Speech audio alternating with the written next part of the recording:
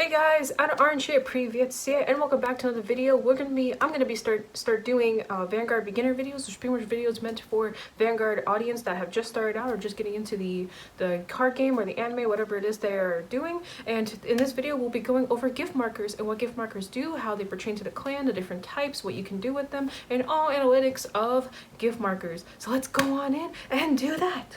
Let's go.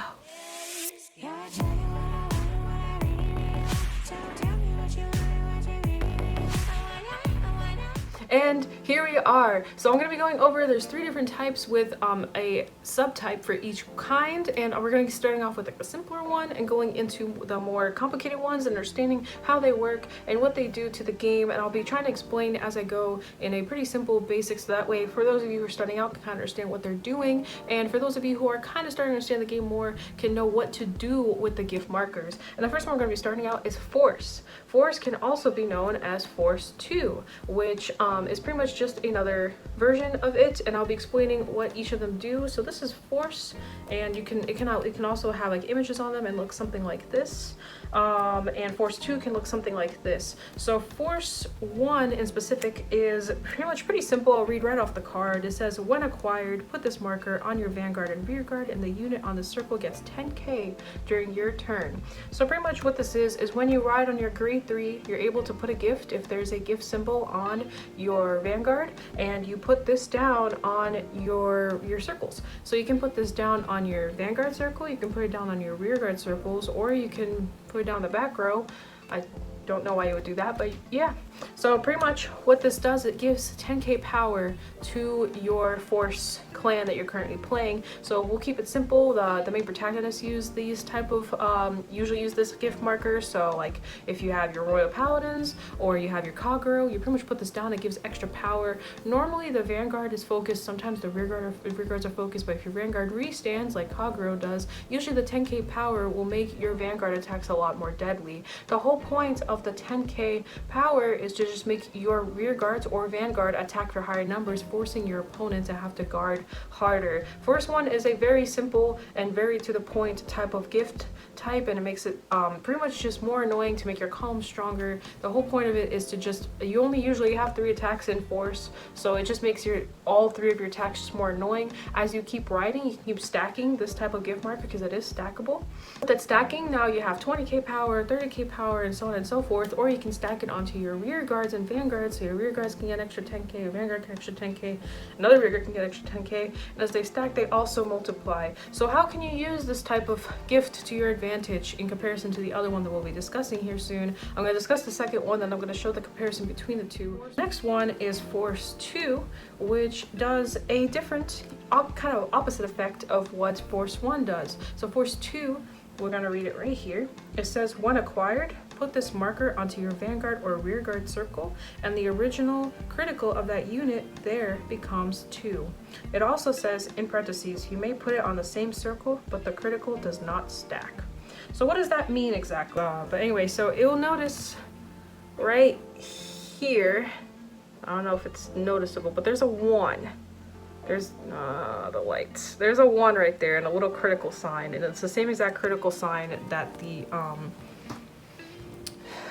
this shows on here too. They have a little critical sign. What happens is that critical turns into a 2, and that means that when you attack, you are attacking your opponent for 2 damage. So if they take the hit, they have to take 2 damage, and in Vanguard, when you get to 6 damage, you die, unless you heal by some miracle, which do happen. But if you don't heal, you die on the 6 damage, and this pretty much amplifies your attacks, so you attack for double instead of attacking for just 1. And the only downside to this is the fact that you don't have power, but you have a critical, so it's more pressure to the opponent. Now, to discuss a little further, that's pretty much all it really does. You put on your Vanguard, your Rearguard, and they attack for 2, and it does not stack, just something to keep in mind. So after you do this about 3 times, if you ride 3 times or obtain your markers any other way, you can't stack it anymore. You can put on your back row Rearguards, but it's not doing anything at that point. At least right now where the game state is, there isn't no Rearguard that can just attack with a 2 crit or anything like that. But anyway, so going on, at least in Force.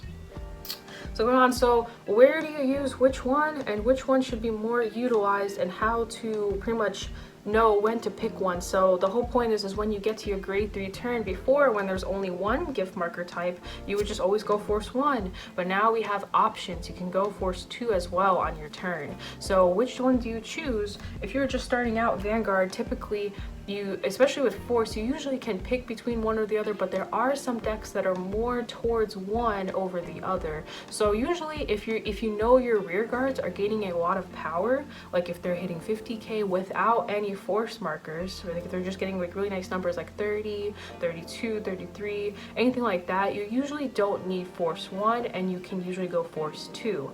This is just numbers talk. There's actually other reasons why you might want to pick between. If you are not getting enough power, or if your hand is kind of lacking, or if you don't have boosters, or if you're just really struggling being able to attack your opponent just due to their situation, or maybe they have some kind of defensive thing going on and they're just really strong. For another example is Majesty Lord Blaster is an 18k base. That's a really hard number to hit in any clan, so it's actually going force 1 sometimes may be better just so you can hit the Vanguard if you need to hit the Vanguard.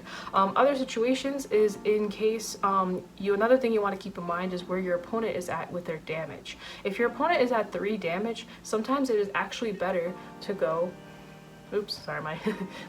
sometimes it is actually better to go force 2, because at that point you're making all your Vanguard attack pretty lethal. If you're running crits in your deck and you put that force 2 number on your Vanguard, your opponent has to block it or they're gonna die. Like if they go no guard, they're pretty much chancing the fact that you land another crit and you kill them. So it's adding more pressure, and these are when pretty much going into more detail. When you get more involved in the game and start understanding more, you'll start seeing when to go force 1 and when to go force 2. If your opponent is at like 2 damage, you might need to go force 1. Other things to keep in mind is if your opponent can perfect guard really easily, may not be as ideal to go force 2. You might just want to stack up your numbers and be able to shred through their hand faster. You got to think about these things when you're building. Another thing is some clans are very reliant on going one over the other. One example is Bermuda Triangle. They have an archetype called Coral, and Corals gain crits.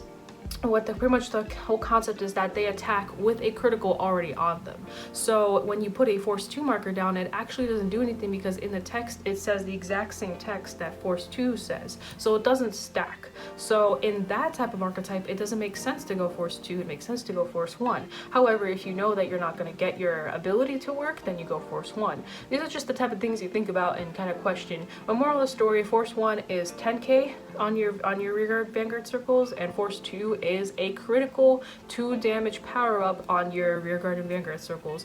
And that's pretty much what force does, and that's kind of all I have for force for the time being. I play force pretty relatively, and I switch between the two depending on how the game is going. Sometimes it is more ideal to go one over the other, and pretty much you just have to know like what's going on, or you have to know what your deck is doing and how much of your deck you have, and where it makes more sense to gain power or to gain damage advantage. And you just got to think about those things. But that's pretty much how the gift markers are in a simple and a more complex basis. We have Accel. Let me find my Accel markers. They're hiding. So this is Accel 1 and this is Accel 2. And then if you want just the more simpler versions of them, there they are. So we're going to talk about Accel 1 first. So Accel, let's read it here. When acquired, put this marker as a new front row rear guard, and this unit on this rear guard gets 10k power. So what does that mean? What it means is that you gain an extra rearguard circle. So as I was explaining earlier, normally you only have 3 attacks in a force clan, but in an Accel clan you can add more attacks. Pretty much it creates another circle on the field, and now instead of having 3 attacks, you have 4 attacks. And if you put a unit on the circle, this unit also gets 10k power. So just like the force markers, they gain 10k power, this does the exact same thing but only on that circle. So what this does is it enables multi-attacks in a clan that doesn't usually gain that much power. I know that there's Accel 2, and Accel 2 is kind of busted, or was kind of busted, starting to kind of fall off a little bit. But pretty much Accel 1 gives your units power, so when they attack for higher powers, and you have multiple of these attacks. What usually people do is if they want to make sure they hit defense, and they may want to make sure they hit their Vanguard, they'll usually go Accel 1. But we'll talk about Accel 2 and then we'll do a comparison between the two. So Accel 2 says, when acquired, put this marker as a new front row rear guard and draw a card. This unit there gets 5k during your turn. So this is kind of similar to Accel 1. The only difference is the power and you draw a card. So you lose 5k and you draw a card. What happens is the rearguard circle is still created. You gain 5k power and you also draw a card. As that may sound, doesn't sound as busted, but it's pretty busted. You only gain 5k power, but you get to draw. And in an Accel clan where you're so reliant on your units, Accel 2 is very, very strong. Now, so just to give it simply, you usually go Accel 2 if your units already have enough power and you need draw to get to your pieces quicker. You put them at the board. You go Accel 1 if your units aren't getting as much power, you're not as reliant on your pieces, and you're trying to hit your Vanguard and hit their Vanguard and kill them off as quickly as possible. Usually choosing between the two at the moment and pretty much before the meta makes a huge shift here on October 2nd. Accel 2 is usually more preferred, but sometimes it is not bad to go Accel 1 if you go more draws in your oh goodness, what are they called, in your trigger lineup. Then you don't have to worry about you don't have to worry about Accel 2 as much, but usually Accel 2 is prioritized. And then in situations, so currently we have, again, I know I keep explaining this, but Majesty Word Blaster is coming out, so Accel 2 will not be as relevant anymore. You will probably preferably go Accel 1, but if you face other clans that isn't Majesty Word Blaster, which is a Royal Paladins clan, there are also situations where you can probably see, like, say your opponent has been hitting defenses early, and say you've been watching them guard a lot, you may want to go Accel 2 because you won't have to worry about them hitting their defenses as much, and you can draw a card. But let's say you have all your pieces in your hand and you don't really need to draw as much, you may want to go Accel 1 to finish your opponent off faster, as the extra 5k will make a difference when you start attacking. And it's kind of on you. Do you want the draw or do you want the power? You make those decisions as you play, and it's really good to play test with your deck between both archetypes to see what fits your desire and what makes it easier for you to play. It is very important to know, like, when to go what. In Accel, in Force it's a little different. In Force you're trying to kill your opponent and keep your pressure on. In Accel you're trying to get as many attacks in as possible. So the difference here is that you have to focus on how you can manage your attacks and how many attacks can get through and what is the tempo. So you may want to go Accel 1 if you know you're going to hit and you need to hit, say they're at 4 damage or 3 damage, whatever is the circumstance. So you go Accel 1 to just kind of finish them off as quickly as possible, knowing you're sacrificing your hand size. You go Accel 2 because you know that you're not going to be able to finish your opponent off as quickly, but your hand will be growing, so that way you can have a later finishing attack. You're kind of delaying an end, unless you have the front triggers or you have just triggers in general, ways to get you through, or some skills, or you have certain pieces that can buff your units, kind of like Murakumo. Murakumo can buff their units really well. Silverthorn, which is in Pale Moon, can buff their units really well. There's a couple, like Aqua Force can buff their units, but Aqua Force is definitely more oriented on baby attacks, and Gold Paladins is more oriented on baby attacks, but they're more piece reliant. So these are the type of things you want to think about when it comes to Accel 1 and Accel 2. When you start building, I do also play Accel clans, and my favorite is probably Gold Paladins and Pale Moon, but I play Nightmare Doll in Pale Moon. I'm not as crazy about Silverthorn. I know it's like it's a good deck. I just had the ban, like, or nerf, I should say, a couple months back, so it's not as strong. But I've been playing Nightmare Dolls in that, and I actually do have some videos, or just one, of someone actually recording my gameplay as I was facing a Great Nature player. It's pretty fun. Those are my more favored Accel clans.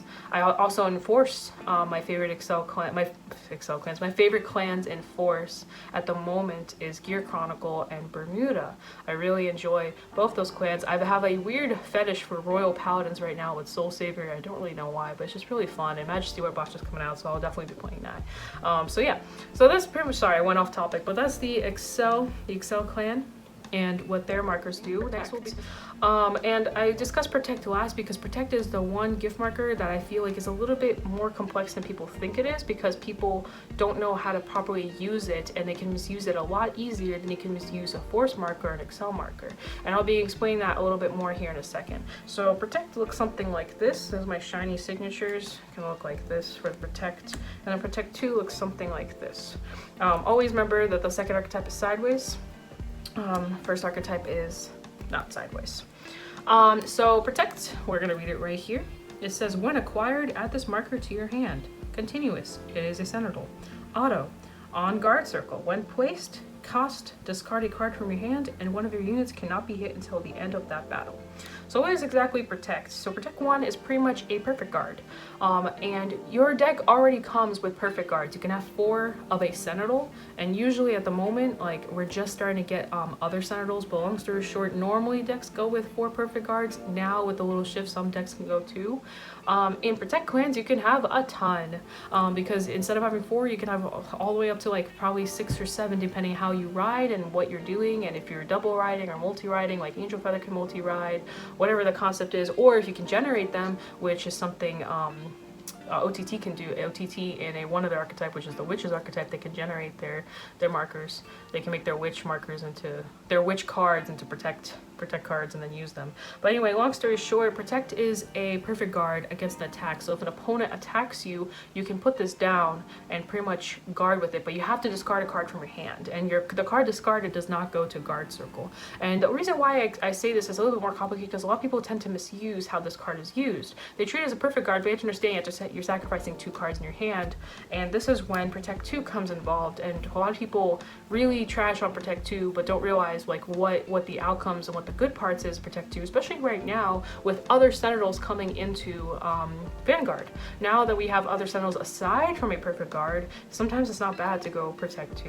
And I'll explain that here in a little bit. So Protect 2, let's read it. It says, when acquired, put this marker on your rear guard. The unit there gets 5k power and gets 10k when it intercepts. So Protect 2 is considered a rather weak marker because it's just a 5k power and your unit on that board gets 10k. However, if your unit gets retired, killed in any form, or whatever it is that happens to that unit, you know, that marker becomes kind of dead in that spot until you put something on. The good part is that the marker does stack. I meant to say this in Accel 1 and Accel 2, but those markers don't stack on their circles, they stack circles. Like they can generate more circles, but you can't put one. You can't put an Accel 1 or Accel 2 on top of Accel 1, Accel 2. We will be able to soon, but it's a different type of style. But anyway, so you can stack your Protect 2, you can stack your Protect 1, meaning your hand can get more protects as you go. But Protect 2 is pretty much really useful if you're trying to go for a rush play in a clan that doesn't usually rush.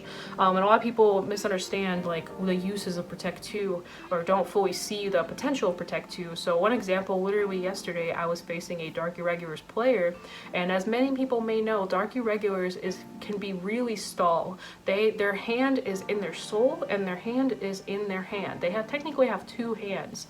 And I'm a Grand Blue player, and as a Grand Blue player, if I face a deck like that, I'm going to deck out. So the alternative to fix that issue is to go Protect 2. I'm stacking my 5k numbers on my units that are getting more and more stronger, while I am also milling and not as concerned about milling because I can still attack for higher numbers. So the point of Protect 2 is that you just attack and try to kill off the opponent as quickly as possible, knowing that the situation won't end well if you keep perfect guarding everything. Also, now with Sentinels being available, in Grand Blue it's about to be available in 2 weeks. I've been proxy playing, but pretty much I sometimes it's better to just guard with a 30k Sentinel. And I'll show you guys right here what a 30k Sentinel looks like. And that's better because it's only 1 card out of your hand versus guarding with a perfect guard. It's something that you may need. That 30k Sentinel can guard quite high if you know how to guard properly. But pretty much in Protect and Protect Clan, you really need to know how you're guarding. It's a lot more important because it's just part of like how you play. Usually Protect clans are a little bit more defensive, and you have to know how to defensively play to kill off your opponent as quickly as possible. So it's kind of a little bit more tricky. There's a lot more going on. With Force and Accel, you put a marker down, you swing for higher numbers pretty much. In Protect, you don't really have that, so you have to kind of really utilize, and knowing when to go which archetype is important too. So if you are facing a deck that you know has Sentinel Restraint, it may not be a good idea to go Protect 1 because chances are that card will be a dead card in your hand at this point. You might as well probably go Protect 2 depending on the circumstances, but it might make more sense to go Protect 2 and to just kill off your opponent and shred their hand, because 5k does sound kind of weak, but it is one more thing that, especially if you get to magic numbers, it's one more number a little bit higher that your opponent has to worry about guarding. And if they can guard it or not, that 5k can make the difference. opponents. And knowing when to go protect 1 is also important. Usually against force, protect 1 does really well. For force, usually goes force 2 in current matchups. Current matchups are very big into force 2. So normally having the perfect guard and being able to guard a ton of crits is a lot easier to just perfect guard it. And also if they're going force 1 and you know they're stacking their units, eventually the numbers get too high. And if you like, why would you guard a 70k block when you can just perfect guard it? In that sense, it makes more sense to guard with the perfect guard because you're just discarding 1 card on top of the perfect on top of the perfect guard, which is another card. So you're discarding 2 cards, whereas a 70k block can cost you 3, 4, 5, even 7 cards if they're all 5ks. And in those situations, it makes more sense to perfect guard. So you got to know when to use what in order to fully succeed. There are some clans that just don't do so well with protect 2 at all, and there are some clans that even have decks that revolve around protect 2, like Angel Feather. Angel Feather has its own protect 2 archetype that you can build around that literally forces your opponent to have Senator restraints in each column, especially if you get to the late game. It's actually pretty fun. I personally enjoy facing the archetype because it's actually really hard for me to deal with it because I as I also a protect person, I usually can't deal with it very well because my protect 1s get turned off essentially when they attack me. But yeah, so that's pretty much all 3 gift markers. I hope this video was informative. I hope you're able to understand something out of this video. I hope this was able to guide you through and maybe help you build your decks out, because you can build your decks around a gift marker if you want to. I don't always recommend it. Depends on what kind of deck you're building. There are decks that force you to go one or the other, but usually it's good to have the option because it can freak your opponent out a little bit more. Your opponent thinks you're going to go force 1 and you slam the force 2 marker down, you know? Some clans that fall into this is actually Chrono Jet in the Gear Chronicle.